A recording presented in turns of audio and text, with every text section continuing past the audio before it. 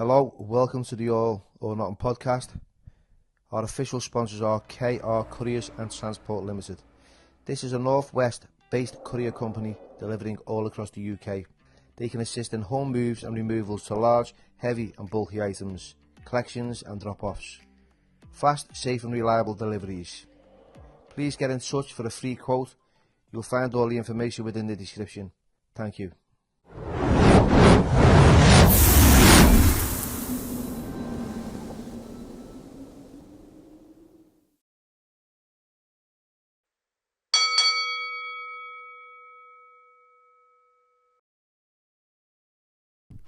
Hello everybody and welcome to the All or Nothing podcast with myself, Billy Moore, and today's special guest is Danielle McDermott. Hi. Danielle, thanks for Pleasure coming on. to meet you. Thank You've got you. an incredible story. I come across you on social media. I've seen you with a few friends of mine and I thought, okay, so what's this girl got to talk about?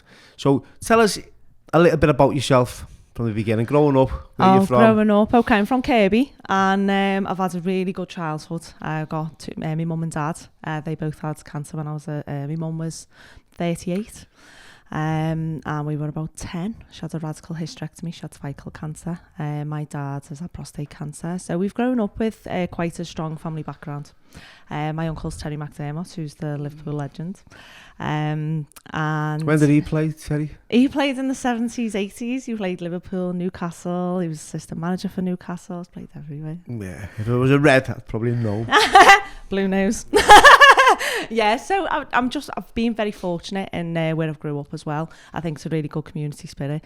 Made lots of friends, quite a popular character, and I've got a beautiful daughter. Yeah.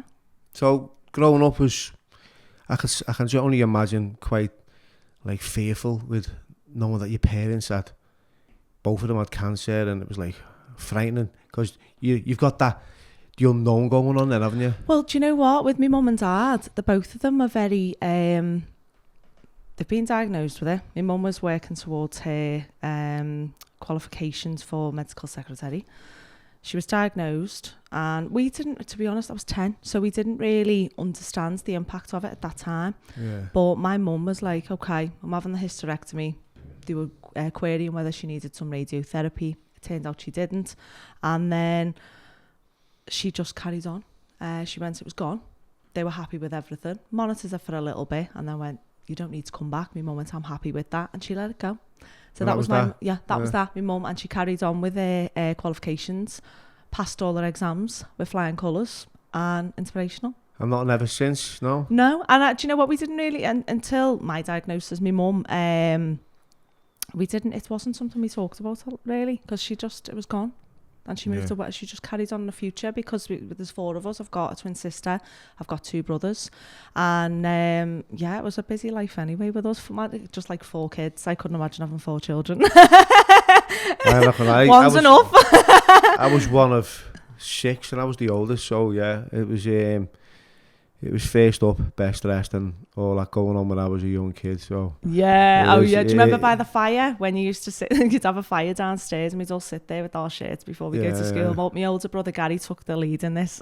We were like, "Move, Gary, move." So, tell us a little bit about what goes on for you in your life. You know, where it went wrong or where it went right. And because there's a lot. Because I've read your synopsis and there was a lot. Done a little bit of research on what you said and. You know, there was a lot in your background, you know, hostility, you know, relationships. There was, tell us your story. So I reflect a lot from my past. And when I was 16, I was jumped by 10 girls. And this was all down to jealousy. And obviously when you've gone through such a traumatic experience as people kicking you on the floor and dragging your hair, I sort of thought no one's ever going to do that to me again. So I started getting into the boxing and doing a bit of Muay Thai and things like that. And it was just sort of for me to protect myself from the world because the world's a scary place, isn't it? So, it come to times where danger would come to us, I'll say. So, and I was able to handle those situations and violence will come into it a little bit. I'm not a violent person. I've got a big heart. So obviously when you're out in society, the world's different, isn't it? And the person you are, that can be changed by what comes at you. So that was only when I was about 18 to about 25 and I count on one hand how many fights I've had, and I'm not a fighter. But that led me to looking for a protector. I needed someone to protect me. Yeah. And I was very lost from probably about the age of 19. I think you're always trying to fit into the crowd, and I always knew I was different. And I'm sort of, as my dad said to me, Mum, we spoke about this yesterday, actually, she calls me a butterfly, and I went, oh my God, I am a flit, because I'm trying to figure out my place in life. And well, do you know what a butterfly's called in Thailand? what? A slapper. I'm not one of them, Billy.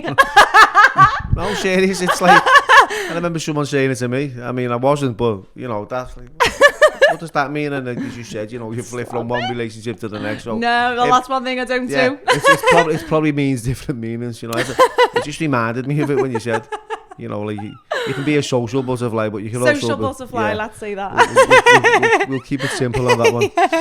Yeah, so then I met my daughter's dad, and I was 20 when I met him. And it was very... He could just pick me up and drop me whenever he wanted. And because I wanted to be wanted. And we all do, don't we? Yeah. You're young, naive, you don't know the world. You think you know it. But unfortunately, as they say, you can't put an old head on young shoulders, can you? No. And I was quite demented in this relationship. And I just wanted him to want me. So I would, you know, just be there. Whatever he needed, I was there. But he had me dangling. And he was mentally abusive and controlling. So for me, life was frightening. I couldn't see the positives in life. I was very much just scared. And I ended up on antidepressants, propranolol, because I was constantly living on pins. Yeah. And I don't hold any hate in my heart, by the way. I really don't. It was a great lesson for me to learn from that relationship. But I always wanted a baby as well. And, you know, that was my goal, to be a mum at that time. I didn't really have any... I'm not naturally academic. So I didn't have any goals in that respect. I worked in the NHS for 20 years. And, you know, starting there at the age of 18, 19, I was just, I've got a job, I'm earning money. Because that's society's way again, isn't it? It is, that's what you need. Yeah. You leave school and you... go into a job, or you go to university, but I wasn't a university person. So I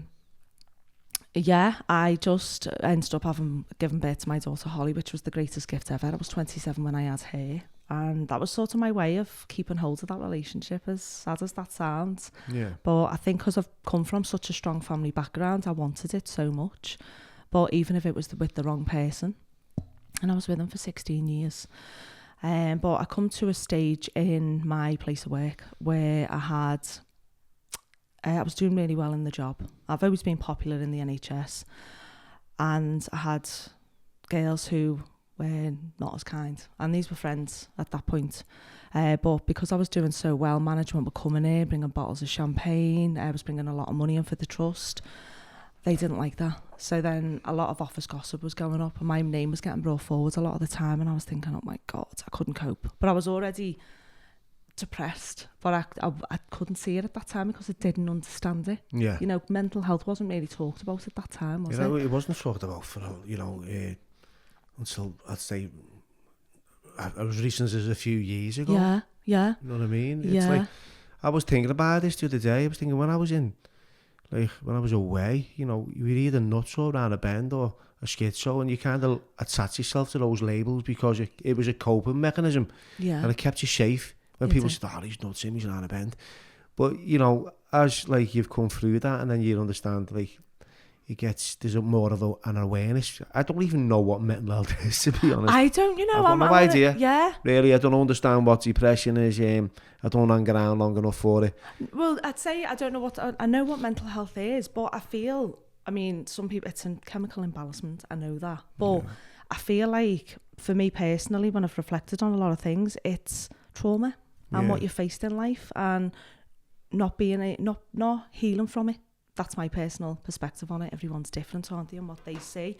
But no, I agree. If you know, healing from it is important, because if you don't heal from something, you're gonna kind of relive it and resent. Yeah. And I remember going to bed and just like waking up, you know, having nightmares and crying and sobbing, and it was always about me dad, and I didn't realise why, right? Yeah. Because I didn't like want to go back. And when I did go back, it was always that adverse childhood experience that I had with him. Yeah. And the trauma I was put through, and the abandonments and the rejection, and that wanting to be wanted and the wanting to be liked and loved and acknowledged. We all crave that, don't we? Yeah, so I understood as I went through life that there was a few lessons to be learned in how I coped, because I didn't have relationships. I had reactionships. I always rebelled or craved negative attention. So I understand now how I operate. But that's how life is, isn't it? Yeah. And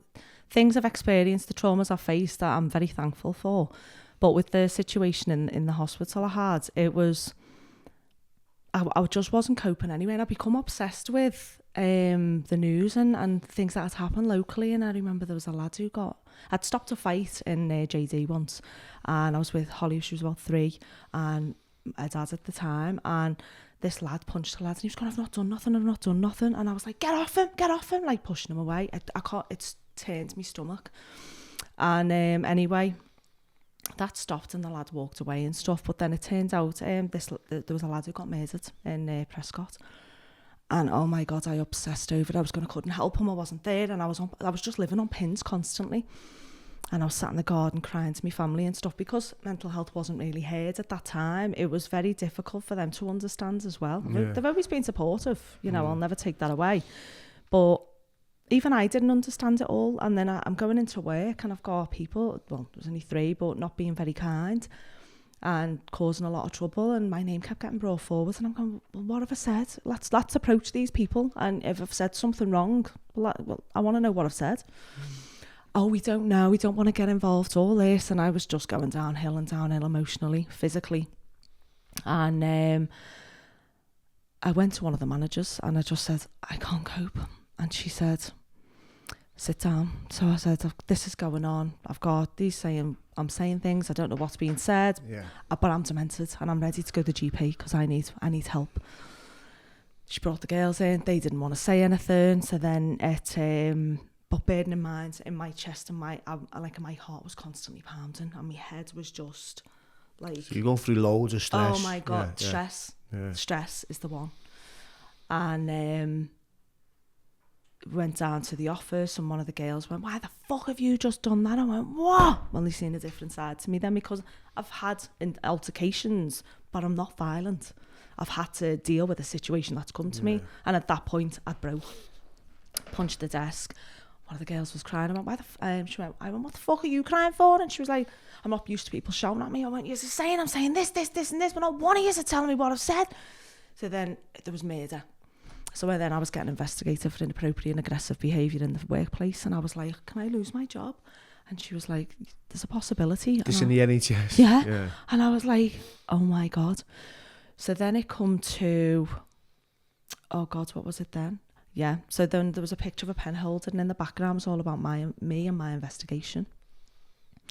So one of my friends who works there, high up, she took further, that girl got suspended, and then the investigation coming against me for violent conduct, aggression and intimidation. So I was escorted off the premises.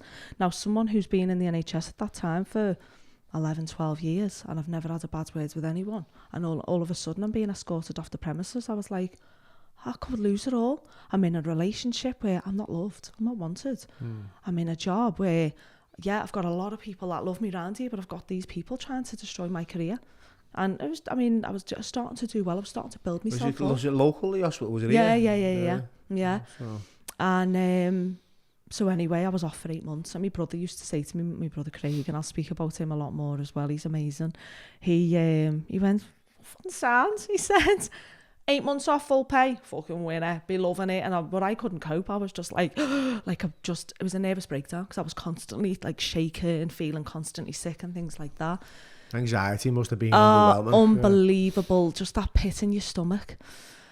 Anyway, it all come to a head, and I was got a written warning for the first investigation. For the second of the violent conduct, and what I was escorted off the premises for, there was no case to answer, because you could see what they were doing in that at that time. Yeah. So, I sort of come back to work, and I was very broken.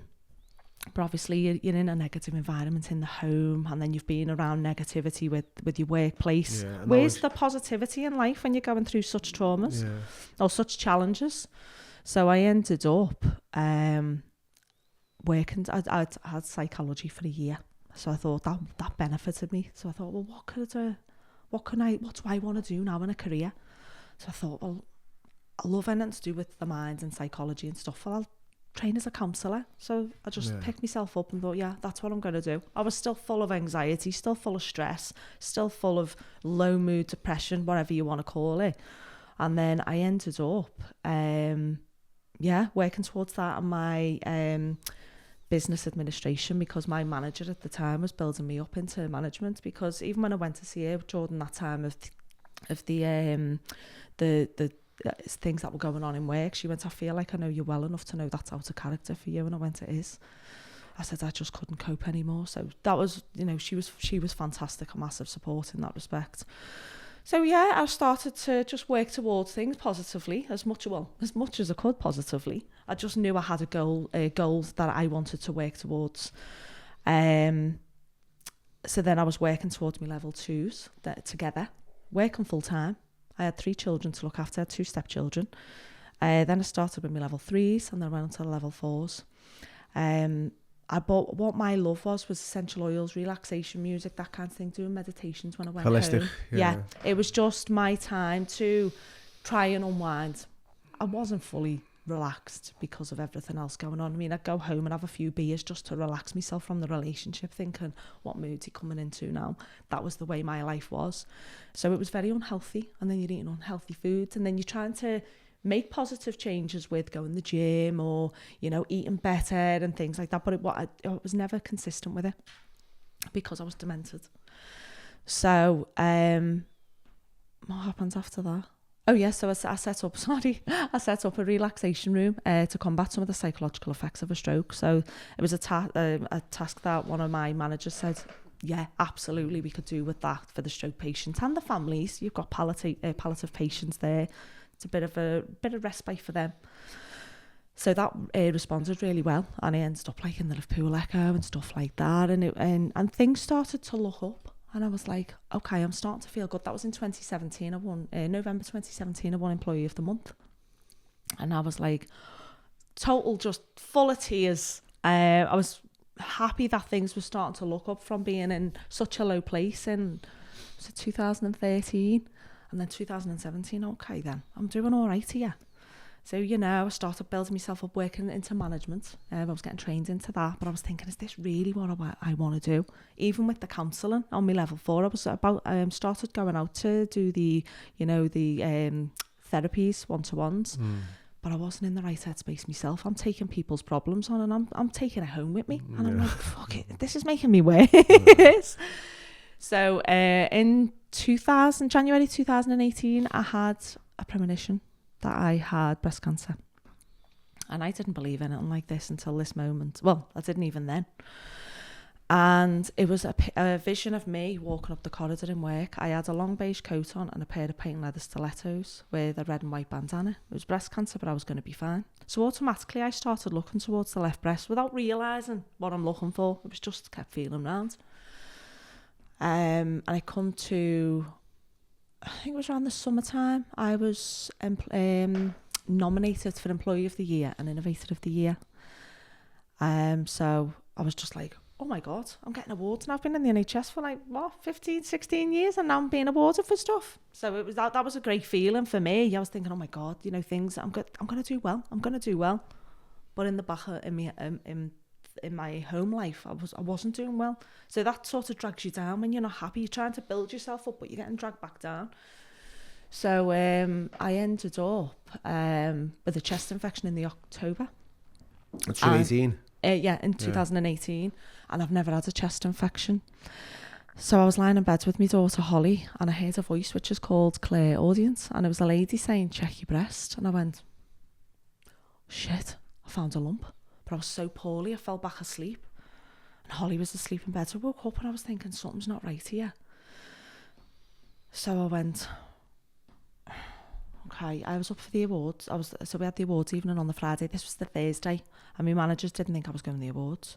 But I was thinking, what's going on? What's making me feel so unsettled? Apart from everything else going on in my life, but there was something really niggling at me. And I went to the awards evening, and that night I was going to my twin sister. Something's not right here, you know. And she went, "You've got a chest infection." I went, "Twin, I'm telling you now, it's not that." I said, "I'm sick." I said, "But it's around here." And she was just like, "No, you're fine. It's all, you know, in your head and stuff like that." We always had health anxiety as well. I always thought something was going to be wrong. And won Employee of the Year, which was a fantastic achievement. But 4 days after, by the Sunday, after the Friday awards, the Sunday, I got out the shower and I heard the voice again. And it was a lady saying, "Check your breast, clear as day." And I went, shit, I found it. Oh my God, phone my mum. Mum, I found a lump. I was in total panic. And my mum said, "Hey, stomach just turned." She went, "You need to get that GP." Now, my mum's the breast secretary. So by the Tuesday, I was back in, I was in the clinic. So she had to feel around, and she said she wasn't worried at that time. She went, "But we are going to do scans on you." So I had an ultrasound and a mammogram. And from the ultrasound, she, the lady who was doing it was, you know, under the breast. She was under my arm, and I was like, "I know this is cancer. I know it is." And like, I went, "Everything all right?" And she went, yeah, I'm just checking under, making sure everything's okay under here. I was like, okay. Come out, had the mammogram, and they called me back in for a second mammogram. And as I come back out, my mum, my auntie about sat there, and my mum's face was white. And they sat me in between them, and I went, and they're going, "You're going to be okay, you know." They got hold of my hands. I went, "Okay." So I went into Donna, my breast nurse, and she went, right, drawed the breast, and she said, you know, there was like, I think it was T something and whatever, it was all clinical stuff. And I went, "Well, I've got cancer." And she said, "Yeah." And I went, so after being at the sky levels to the depths of despair, I was just going, she went, "A mastectomy and probably chemotherapy." And I just went, "Am I going to die? Don't let me die, I'm not ready to go." And I had hold of her hands, and she was going, "Absolutely not, but we need to know what we're dealing with. You're going to have to come back for your biopsies." So then that's it. You know, the anxiety's even worse now that I'm looking at it. I went home, and I was lying on the bed with my daughter and her dad, and I thought, I was sat up, they were lying down, and I thought, if I die tomorrow, what have I done with my life? I've lived my life through your eyes, and my life I could be gone soon, and I've done nothing really with it. That's made me happy. Yeah. I've my happiness wasn't even from you, because I was never happy. So by the Thursday, I'd had the biopsies done, and I had to wait 2 weeks for that. And I, you know, my family were like, "Let's get out, let's do this, come round." You know, they were all really good in that respect. You know, "Don't worry, we're all here, we're going to support you." But you're on your own, and you're stuck with your own thoughts. You're in bed thinking, shit, what am I going to do if I die? I don't want to die. I'm not ready to die. I'll say, what am I going to do if I die? Well, no, I'll be dead anyway. And so that after 2 weeks, I went back in, saw the surgeon at the time who my mum worked for, Lee Martin. And he just said, "You've got invasive ductal carcinoma, grade 2, stage 1. Got it at stage 1. So me listening to that, spirit speaking to me, and not everyone's into that, but it worked for me, and it saved my life. And a second, so it was estrogen fed, and it was the cancer mucinous, which is a rare form. And I just went, "Lee, please don't let me die." And he went, "Well, hopefully it won't have come back in 5 years." And I went, "What?" I was like, "Oh, shit, I've got 5 years now to live my life." So he went, "We need to take the breast off." And I said, "Fine, take it off, I don't need it." And he went, "There's a possibility of chemotherapy, and I'm going to lose my hair." He went, "Yeah." I went, "Right, okay, let's do it." And he went, "When do you want your surgery?" I went, "When can you do it?" He went, "I think it was the Monday." And I went, "Sound." So I had to prepare to lose my breast, but I was okay with that at that time. I thought, well, I just wanted to get a knife and cut it out. And, you know, you go home, you're sobbing, thinking, "Oh my God, what's going on?" But my time in the bath was just bawl my eyes out. And then Holly would come in and go, "It's all right, Mummy, I'm going to look after you," you know. So it's all that kind of thing. And even telling Holly about it, I was dead honest with her. How old was she by this time? She was 7. Wow. So I was given a book called Mummy's Lump, which I said to her, at first I said, "Mummy's sick, Mummy's got a sick boobie and the doctor's going to have to remove it, but I'm probably going to need some medicine which is going to make Mummy's hair fall out, but it's going to be okay." So she was like, "Okay, Mummy, don't worry, I'll still love you." Just being so cute. Yeah. And then, so I had the mastectomy and stuff, and that's when I was given the book, The Mummy's Lump. So I was able to read that to Holly, which was a fantastic book. And when I said, Mummy's got breast cancer, and Mummy's breast cancer, and she looked and she sure as you know, because kids hear things, don't they? They see things, they're not soft. Quite observant. Yeah, and I thought, if I'm suffering with anxiety, what's she going through if she's watching me? And she used to say, Mummy, I do miss you without your hair and stuff. But so I had to go through the process in the January so the November was when I lost my breast. The January was when I started chemotherapy. I had to go through egg retrieval because my fertility was going to stop. And I remember sat with Holly's dad saying, are we going to freeze the embryos? I'm not comfortable with this, and I was like, you are? I said, I've always wanted another baby. I did at that time, and that's getting taken away from me. I've waited because you wanted a bigger house. I've waited for what you wanted. Yeah. And now I'm losing it all now.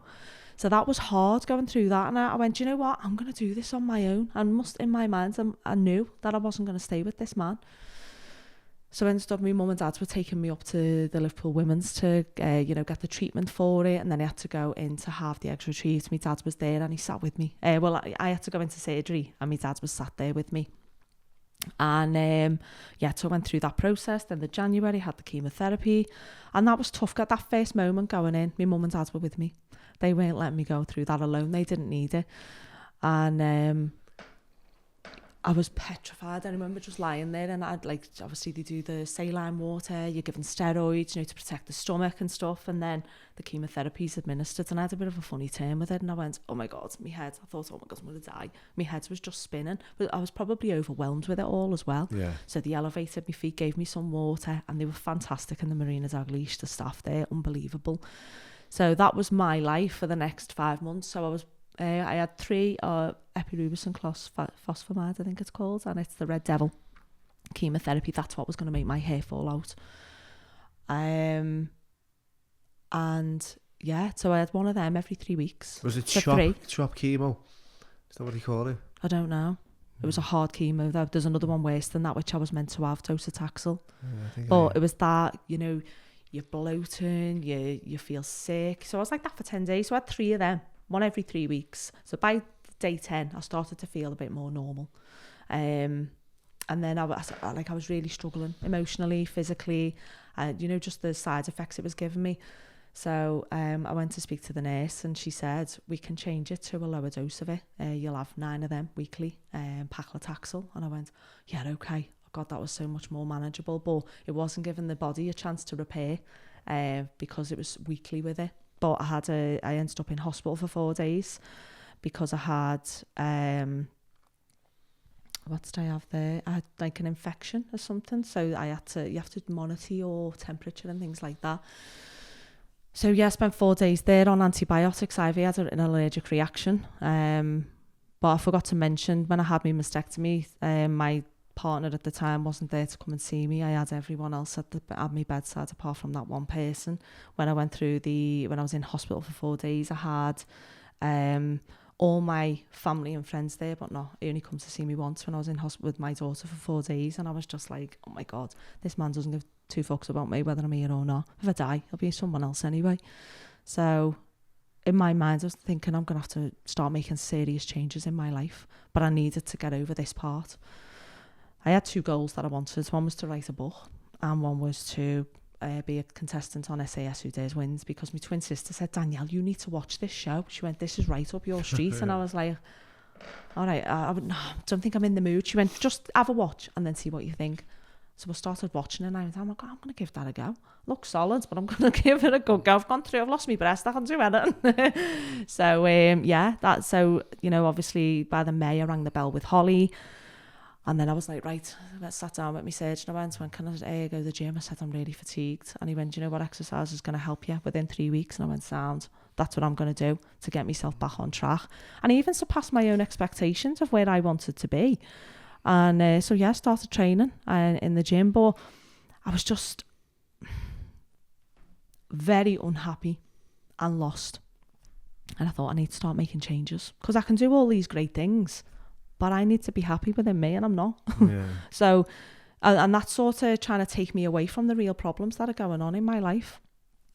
I ended up having the reconstruction surgery in the August. And then I was like, right, that's done. I'm not having any more surgery. I could have had the nipple reconstruction, but I can't be arsed messing with my body anymore. It's been through enough. Yeah. Then then I was back training after 4 months. So I'd had some setbacks. And after 9 months, I went, I'm done with this relationship. I just packed all my bags and I got in the car, drove to the phone shop, and I went, changing my number. Phoned him up and I went, I'm done, you know. And he went, what? I went, I don't see you in my future. And he was like, okay. And I went, you're not being there for me. You're not being there. You don't give a shit. I need to just do what's best for me now. And my family were like, what the fucking hell she done? And they thought I'd lost the plot. And I went, I'm not asked. I'm done. I'm done with it all. I've had enough. Mind was made up with everything. Oh, with everything, yeah. And I was like, because the small change I made was moving on to the gym that I was in. And I thought, that's made me feel good, that. Well, if that's making me feel good, the other things I'm going to do might be hard at the time, but it's going to make me feel good. So I let go, and it was hard. I'm going to sit there and say it on. Yeah. So I went back to my mum and dad's for a few months and stuff, and then he ended up moving out. And obviously Holly, she struggled with all that side of it, which I felt for her. But I needed to be selfish and do me a little bit. Because, you know, a happy parent is a happy child. And if you're unhappy, your child, they see it, don't they? They feel it. It's that energy transfer, isn't it? So I went back to work. We had COVID, didn't we? And I had to shield from COVID. And because I was classed as extremely vulnerable. So I was off for 4 months with that. And then I come back to...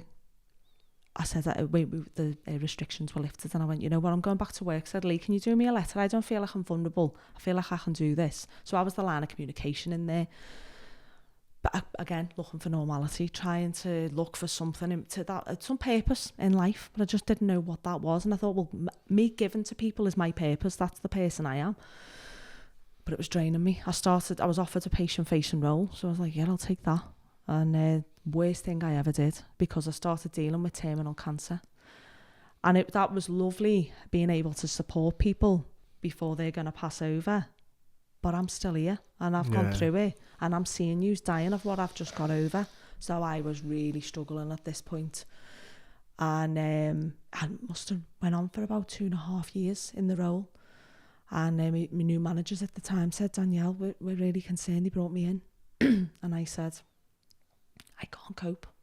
I said, I've gone through cancer. I've come back to work and I'm dealing with terminal cancer. I can't do it. I was burnt out. It's that compassion burnout as well. I had that. Yeah. Because obviously you support families all the time. They can't come in to see their loved ones. You're on the phone, they're crying to you. You're trying to take that on. The patients, it's overwhelming. It's massively. And even like the patients who, they've only just been diagnosed, and I started talking about me in it, and I'm thinking, I'm not running away from this. And I started saying things like about suicide and stuff. I was really low at this point, and my family went, she said this a bit too often. They were talking amongst themselves. Do we really need to take this further? So my brother Craig FaceTimed me, and he went, you all right? And I was like, yeah. He went, you're not, are you? And I just broke, and I went, I can't cope, Macha. I really can't. He went, I was already come off work. He went, don't worry, I'm going to help you. And I went, okay. So he started helping me financially and stuff. And I had to sit with myself and go, where's my life going? And I really had to dig deep. I let myself have the breakdown, go through all the emotions, but I'd already paid for the exercise course. So it was the fitness instructor and personal training. I'd only done 2% of the level 2. And I was like, well, I've paid for that. I'll do that. And I'm going, I'll be a PT. And I'm thinking, I don't want to just be a PT. I'm no disrespect to PTs. There's fantastic PTs out there, but there needed to be meaning for me, but more purpose behind it. I thought, well, I'll train people who've had cancer. Better still, I'll have my own gyms. That's what I want to do. So there was my moment to go, that's what you're working towards. So I started doing the qualifications, but I'm working through a breakdown, so I'm not really retaining the information that I'm reading. Well, I don't anyway, to be fair, but I'm not taking in a lot because I've got work. They didn't bother me, to be fair. They were fantastic. They went, you need time to figure out. We're here for you. And that was fantastic at the NHS to be, for the support I'd received there. My 2 managers, the 2 Allies, were just unbelievable.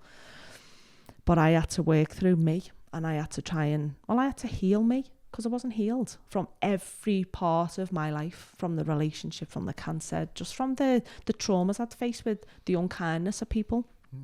So I started reflecting back, and I thought, well, why have I been the person I've been growing up? And I thought, well, okay, I wasn't really the popular girl at school, and I was okay with that. But then I was jumped.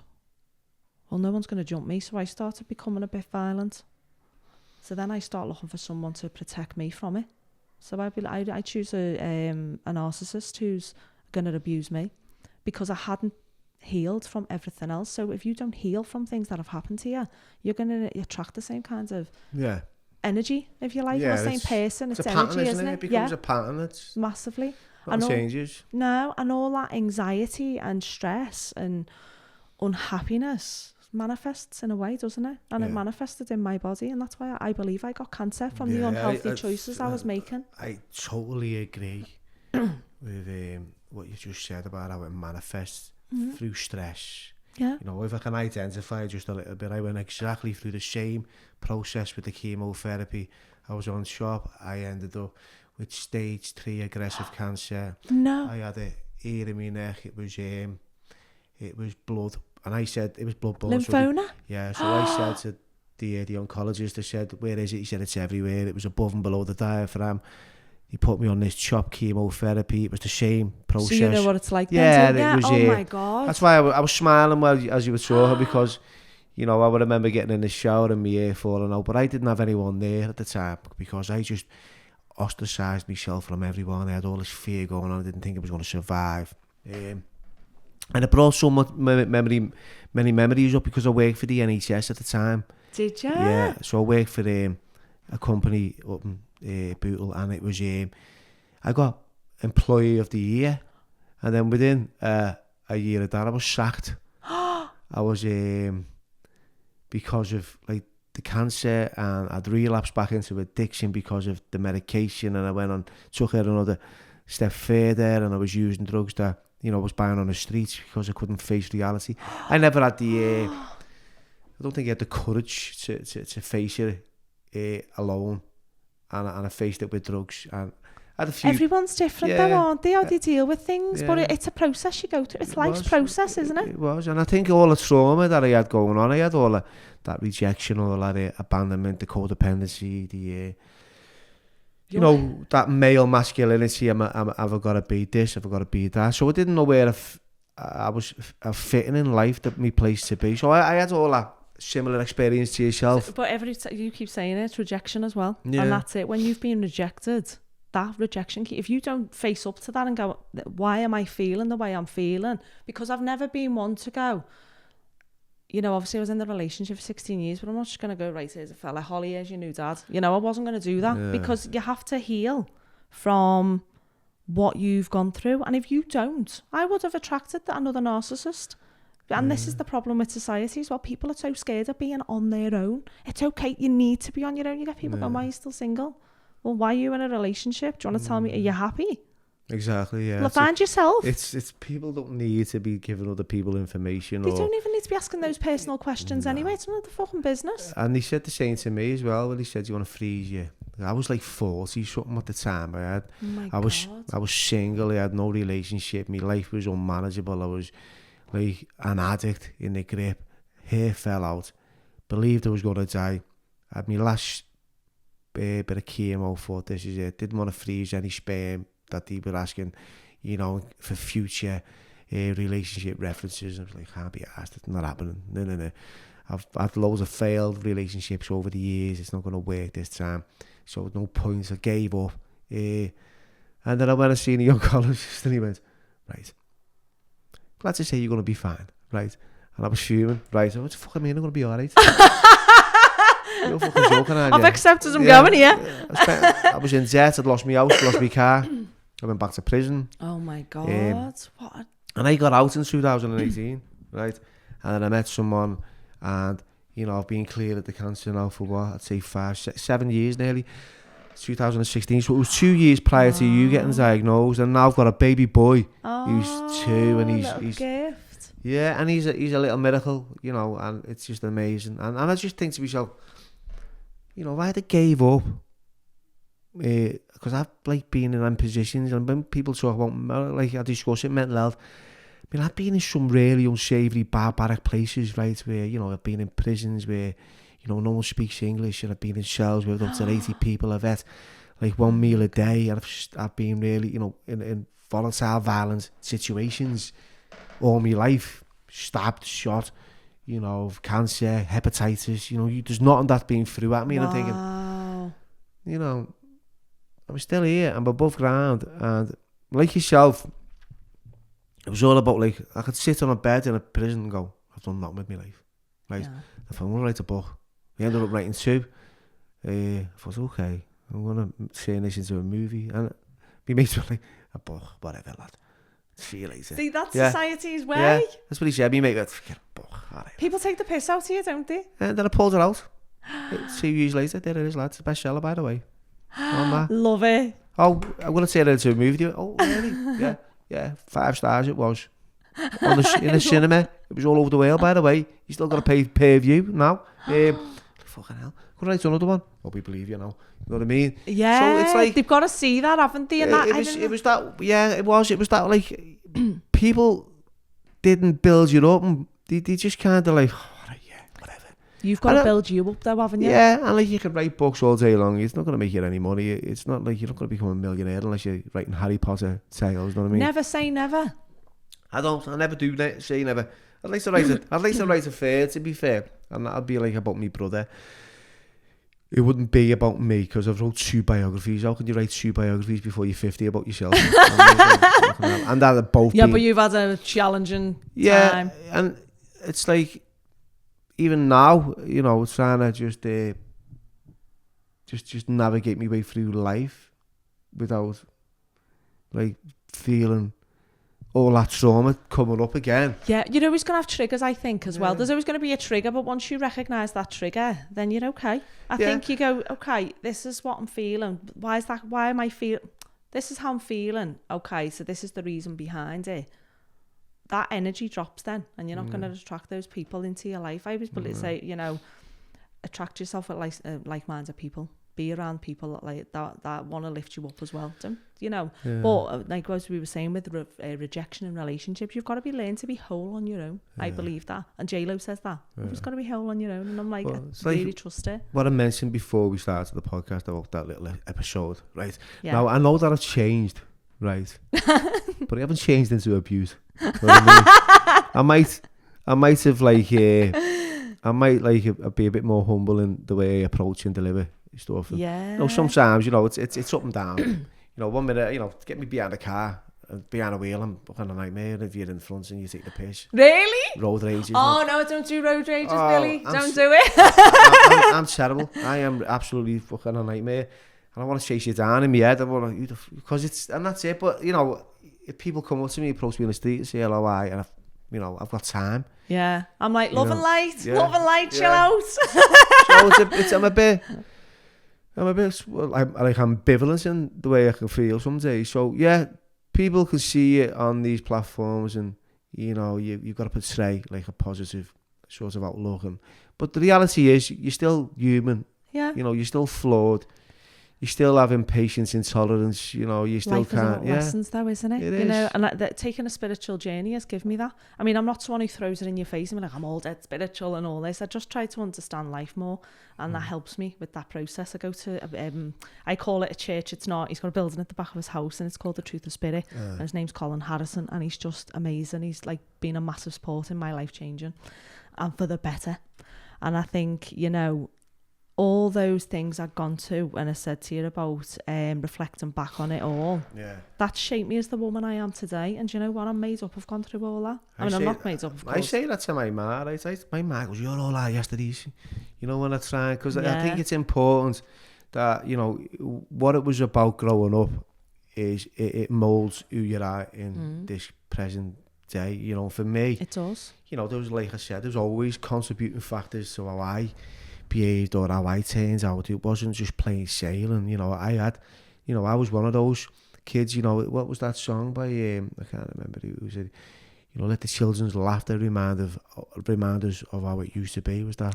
Remember that? Oh, was that Michael Jackson? No, yeah, was it? I think it was. Yeah, let the children's laughter remind us of how it used to be. And for me, being free and innocent and laughing and having no worries, to learning, you know, or being told or conditioned or made to, you know, so... But do you think it's like that these days, though? Which, like, when I was a kid, we'd go on the field. I was a little tomboy, used to play football, have my footy kit on, and with my brothers, their mates, and there was a big gang of us, and we used to have an absolute ball. Yeah. Even in senior school, we'd be on the streets having a laugh with everyone.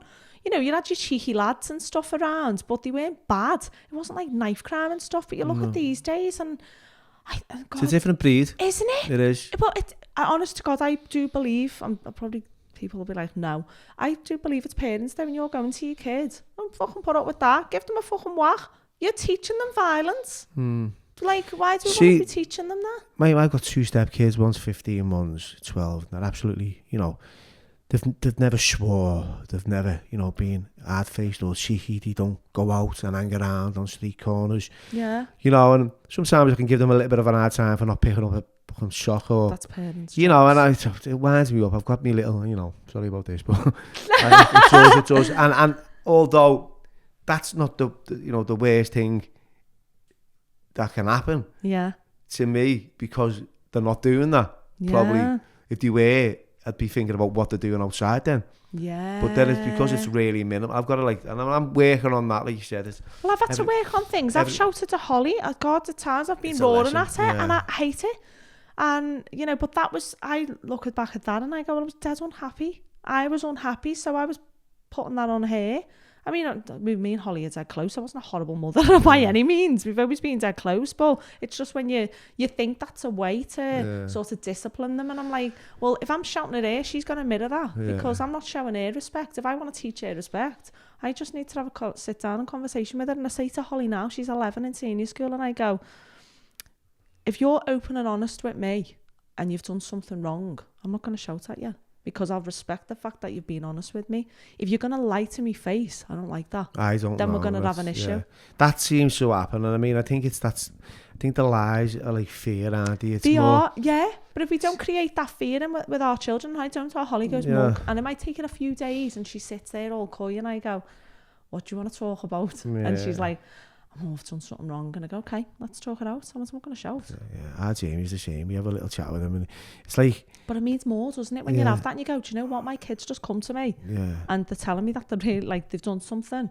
Okay, well, what can we do to make it better? So, yeah, it's good, though, looking at the solutions, innit? It's like, that's what we kind of work towards, solutions, and I think... But do you think cancer's done that to you? I mean, I know you took a bit of a spiral, but I took a spiral from it as well. Yeah. You know, I had a similar experience with the workplace as well. You know, where I had like a line manager who was absolutely horrible. It was my first job. I was in the NHS. What did you do? I was a recovery support worker in Merseycare.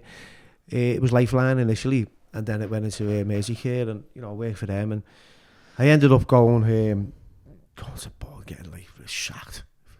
I got a letter whilst I was in prison saying you're being shot. Oh my God. Like, do you know what, though, the stress it causes you? Yeah, but you know, like, I think, you know, I ended up with hepatitis and cancer, and I never really talked about this. I had hepatitis and cancer back-to-back treatment. Oh my God. So you're talking like interferon and chemotherapy back-to-back, right?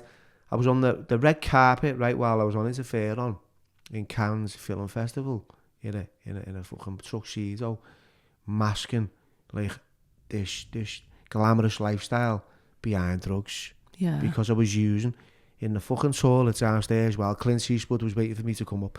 How fucking mad is that, right? And I'm walking on this red carpet, people, what a guy, and I've just got fucking chubby text up. Yeah, but you were traumatised with your life. There was a lot, yeah. So that's why. And I kind of like, I'm really open about this, you know. I've always have been. I don't think if you disguise or miminize your lifestyle and what you did, it's not, there's no hope for other people if they're not like, no, you've got to be open and honest. There's not open and honest is it's just the way forward. I mean, I love it when I get things off my chest. I go, do you know what, this I'm feeling at the minute, I might have done wrong. That's okay, because I'm learning a lesson from it. And I've said that before. Life's about learning. It's about learning lessons.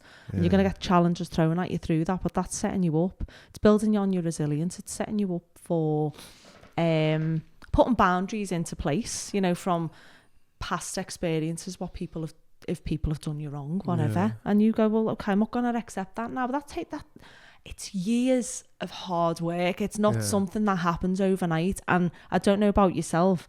When I was going through the changes I've wanted to make, I've had me breakdowns where I've just been on the floor crying and gone, oh my God, my life's not where I want it to be. Well, and then I have to go, I'll go to the church and I go, you know what, I'll do my meditation, I'll lift myself up and I'll go, I'm going to be all right. I'm on the divine plan. There's big stuff ahead for me, which I'm dead excited about. So I know it's going to be okay because I've eliminated the negativity that was in my life. Yeah. We've gone through so much. And why are we going to accept anything less? You know, exactly. Yeah. People. You have your people they get married, they have the kids, they're happy, they're just living life, and that's fine. That's their way of. How their life's going to be. But not everyone's life is mapped out like that. We're all mapped out differently. So, with what you're doing, with what I'm doing, we have tasks ahead because we're going to help so many others, give them hope of where they want to be, and that's the important message to get across. I had a friend, right? I've still got a friend, actually, somewhere. I've got a friend who said to me, Bill, right, this is many years ago, right, and this is before I even started on this journey. He went, look, there's two choices here you've got. You either get busy living or you get busy dying. Make that choice. And I was thinking, I like that. And it was like, all right, so, and that's all I've ever done, is just being busy with my life. Because when I'm on my own, right, and it's lonely, I'm in bad company, right? Yeah. And with the last person that give me an hard time, and it's myself, right? And we're the worst critic. Yeah, so it's like, it's not an avoidance, it's an awareness. It's not like, okay, so, I'll get into a little Netflix fucking series or something. I'll get into something that I enjoy, or I'll do these podcasts. I'll help these kids that I work with in the community, and they enjoy it. I'll never speak to anyone, horrible on a podcast or talk about them in a negative way, because I don't think they're not here to defend themselves. So I'm not about like creating drama. And I know, I hope you're watching, by the way, whoever's out there. I've said something about you, I haven't. And we have. I'm sorry. And we'll move on from that. That's how it is. I'm a reasonable. I know, but it's hard, isn't it? Because whatever way someone is towards you, or me, or anyone, if it's unkind or unhealthy, however way you want to put it, that's a reflection on them, not you. Yeah. But as long as you show that love and kindness towards them, no one can do anything. No. And that's a lesson I've learned, because with people that have come at me to start a fight, and I've dealt with it, I've mirrored their behaviour. I don't like that. I'm not a violent person. I don't want to cause pain to another human. I'm one of them. I'll headbutt you and go, you're all right. And then go, shit. Feel bad about it. Yeah, but I sit on it for weeks. Yeah. And I'm like, oh my God, are they okay? And I hate myself. I mean, I've not done it often. But it's just that, even just shouting back at someone, you've had people who are fucking road ragers, Billy. Yeah. And I'm like that sometimes. I've been like that. Fuck off. Yeah. Get a grip. Now I'm like, oh, have a good day. Yeah. Well, that's something I probably need to think about what's going on. You just think what's going on in your mind. It becomes a test when people are doing that, but like, I'll learn by it. I actually, I had sort of like a fight a couple of weeks ago. I spoke about it on one of but I was an Uber Eats. He pushed me anyway. It was a long story. Oh, no. But how does it make you feel? It made me feel terrible, because, I felt bad for reacting, but then, immediately we made amends and we hugged and we shook hands. And that was what it was about. It was like, look, we both apologised. We were in the wrong. We didn't walk away thinking about what we'd done and who was in the wrong. We kind of drew a line under it straight away. Yeah, that's good, though. But yeah, that's it. So anyway, moving on. Anyway, so how's your book getting on? Did you? I haven't even looked at it. I haven't started it. I've had Author House calling me, but I think that's just for money, to get me to buy more books from them. I mean, I did sell a few books. I have sold, but I don't know how many. What's the title of it? Bold, Brave and Bloody Beautiful.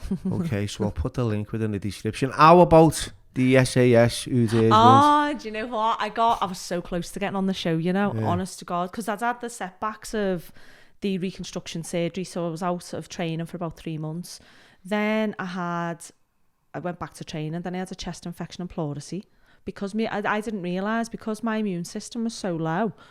I'm training with a cold, and ended up making me really sick, and that's like really, like, that could have killed me.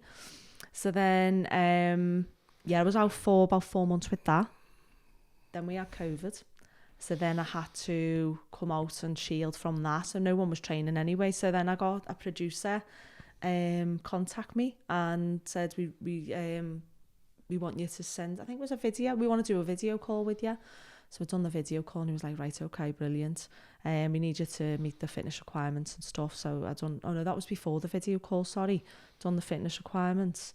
But they wanted me running under 9 minutes, so 1.5 miles in under 9 minutes, and I got it says 9.5 minutes on the show, but I think they've assessed me and what I'd gone through and gone, I think that's putting her body weight through too much, which I get. And I am thankful for it, because to be honest, I wasn't ready mentally for it. I could have given it a good go. Yeah. But I was like really clouded in my mind. But like that training was solid just to meet those fitness requirements. Yeah. It was, but even my dad was like really impressed by it all. He was like, I couldn't believe how much she wanted to get herself back to where she was. But it's that when you lose your hair. I mean, what's it like for a man losing your hair? To be honest, it's like I just wore a cap. Did you? Yeah. It was that image, vanity kind of thing was affecting me. Because, you know, I'd lost loads of weight. It's hair on every part here, isn't it? Your eyebrows and everything, everywhere, isn't it? yeah. And I've got pictures of, like, you know, standing next to friends, and like, you can stand next to them now and I outweigh them, you know. But back then it was like... People do, it's that pity. I look like a little sucked plum. It was just proper shriveled. People victimise you though, honest, and they mean well. All the family were around and would take you there, would do this and think, stop it, you know, you wouldn't do this if it was all right. Yeah. You know, our kids not paying for me to go to the match. You know what I mean? Wouldn't give me a ticket. Milk it. Yeah. And that's it, you know. Yeah. No, to be honest, my younger brother Craig, because he was not working at the time, he always would take me out. He'd be like, right, come on, get my nephew Leo. He's autistic, Leo. He's such a special little boy. And he cheered me up something rotten. He really did. So our Craig, anywhere we go though, we obviously had no hair, and we'd walk like into, I'll say Costa, and he'd be like that, what mate, no baldies allowed? And he'd go ahead, get out baldy and start pushing me out. And I'd be like, I hate you, Macca. And he used to call me me and our Gary, the Mitchell brothers, because our Gary's got a shaved head. And he'd be like, here they are, the Mitchell brothers. I'm like, I hate you, Macca. Or Gravison and Carsley. So yeah, that, I mean, humour in cancer is massive, isn't it? Yeah. But you've got to be able to, I don't know about yourself, chemo and stuff, and the steroids. Yeah, you're like, you get dead angry, don't you? Yeah, I was like a loon. They'd be like, I was sad. You know what? I don't know. I must have had bins full of narcotics poured into me because of, like, not only was I getting what they would give me, but I was also getting stuff off the doctor, and I was buying stuff off the streets, and then I was buying stuff off the dealers. So I was like, and then I grew my own cannabis. And cultivated it. Right, I had fucking cheese everywhere. So I was a bit fucking bizarre, really. It was a bit odd with the way I went. Yeah, but I think I'm extremely. Yeah. Oh, I am very impulsive with decisions. But even now, my mum goes, God, you're brave. What you've done and move forward with, and you know, even my brother Craig, he goes to me, and all of them, all my family, I'm very close with them all. They all go, we're really proud of you. Like, me and Haley, my twin sister, we sort of drifted apart a little bit because I took this spiritual journey and was making these changes, and Haley's like, I don't like who you're becoming, because she wasn't ready to make changes herself, and it was only for a few months, and then we come back together, and me and Haley, like, we've always been dead close, but it was just that moment. She's like, I don't understand who this girl is now. Yeah. And then we come back together, and God, she's like, I love it. I'd be lost without you. It's nice, yeah, we had a boss Christmas with the family as well. We were all in my mum and dad's in the evening with my auntie and uncle, and I've got a big family on both sides, but we had the kids, we had the karaoke out and stuff like that, and it was really nice being in that moment of just feeling happy. And do you know what, the last few months is the happiest I've felt in a very long time, because I've took control of my life, and I'm not living through society's eyes, how you should look, what they think is beautiful. Do you know what? I know that sounds dead corny, but it's that pressure, and I worry for my daughter, social media and all that. People, you know, you've got all these, the media, what's beautiful. Yeah. And everyone's unique. We're all on this earth for a purpose. We all bring something different to it. Definitely, so why can't people just own who they are and love who they are? I know it sounds like corny saying it, but it's true. Like, I'm happy that I'm not in the crowd. I don't want to be in the crowd. Well, that brings me to my final question. And I always say this. Go on. Danielle, it's at the end of every podcast. At the end of every podcast, they always ask me guest about any pearls of wisdom. What would you say to a young Danielle coming through the doors of life? If you had an opportunity now to see your younger self coming through the doors of life, what would you say to yourself? Live life for you and not through anyone else. Because when we were 15, I remember my dad saying to me and my twin sister, "Are you followers or your leaders?" So me and Haley looked at each other and went, "Followers." And he went, "No, you want to be a leader." "No, Dad, we want to be like everyone else. We don't want to be, and no one not to like us and things like that." And then, so that would be it for me, is be you. Brilliant. Don't try and be anyone else, because you'll never be, and there's only one you. Yeah. And why do you want to be anyone else? That's it. I've got on my arm, what's it say? You were born an original, don't die a copy. That's it. I like that one. I like that one as well. And with that... Oh, and be your own kind of beautiful as well. Above my mastectomy, I've got that. Be what? Be your own kind of beautiful. Brilliant. Finish with that one, I'm sure. No. Thank you very much. Thank you, Billy. You're welcome.